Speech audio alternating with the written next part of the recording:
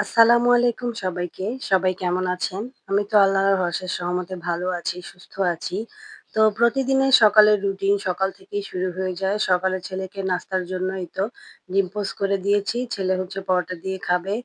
আর আমি হচ্ছে নাস্তা বানাই না কারণ সকালে অনেক ব্যস্ত থাকি। ছেলেকে তাড়াতাড়ি স্কুলে দিতে হয়। টিফিন রেডি করতে হয়। এদিকে আবার যদি টিফিনটা রেডি করি তাহলে নাস্তা রেডি করতে পারি না। তো এই তো যাই হোক এজন্য পরোটা কিনে এনে দিয়েছি। আর এই তো ছেলে হচ্ছে ডিম দিয়ে খাবে।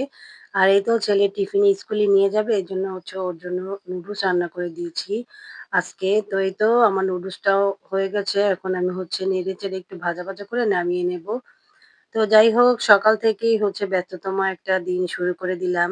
সবাই কেমন আছেন? আলহামদুলিল্লাহ আমরা তো ভালোই আছি বেশ। তো এই তো প্রতিদিনের মতো আমার হচ্ছে ছেলের নাস্তা টিফিন রেডি করে দেওয়া শেষ। আজকে হচ্ছে একটা ব্রোকলি নিয়ে এসেছি। ব্রোকলিটা হচ্ছে আমি আজকে চিংড়ি মাছ দিয়ে রান্না করব। আর এই ব্রোকলিটা চিংড়ি মাছ দিয়ে রান্না করলে খেতে কিন্তু ভালোই লাগে।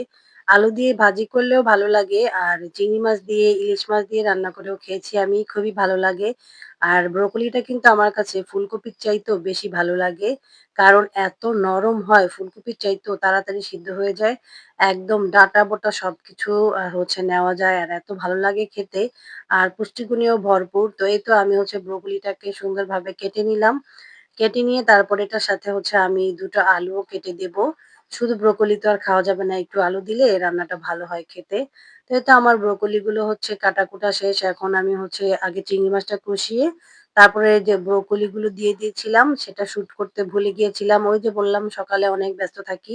তাড়াতাড়ি ভিতরে হচ্ছে ২ ছেলেকেই দিতে হয় স্কুলে, একটাকে রেখে দিয়ে এসেছি। তারপরেই তো এখন আমরা বাকি রান্না করছি। ছোট ছেলেকে স্কুলে দিয়ে এসে রান্না শুরু করছি আরকি।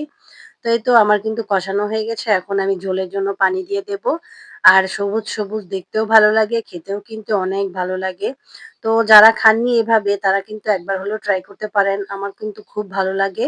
আশা করছি আপনাদেরও অনেক বেশি ভালো লাগবে, পছন্দ হবে। এই তো আমার কিন্তু রান্নাটা অলমোস্ট হয়ে গেছে। এই তো মাখা ঝোল থাকবে।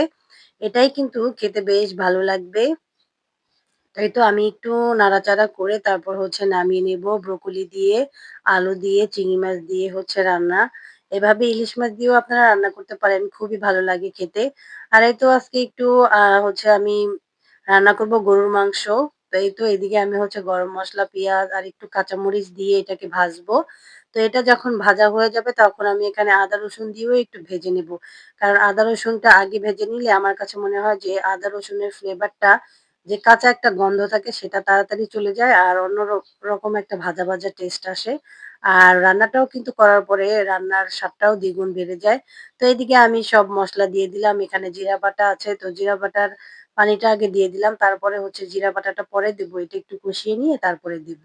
আর জিরা বাটা কিন্তু সবসময় মাংস হচ্ছে কষানোর ভিতরে দিলে মাংসের ফ্লেভার, ঘ্রাণ সবকিছু দ্বিগুণ পরিমাণে বেড়ে যায়। আমি সেভাবেই করি। তো এই তো মাংসটা হচ্ছে দিয়ে সব মসলার সাথে আমি কষিয়ে নিচ্ছি।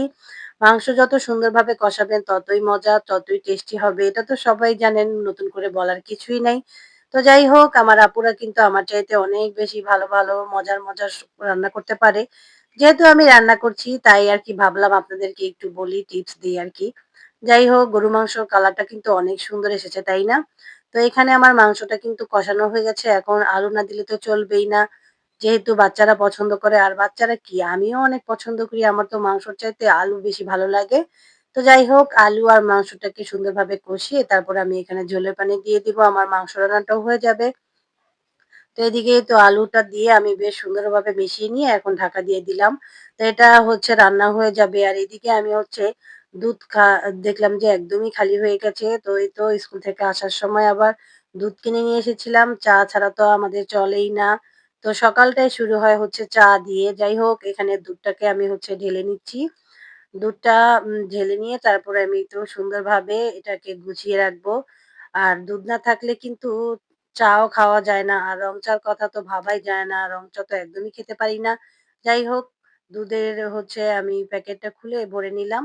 আর এদিকে সব রান্নাবান্না শেষ করে এই তো ঘরটাও একটু গুছিয়ে নিলাম। আবার হচ্ছে আন্টিও চলে আসবে।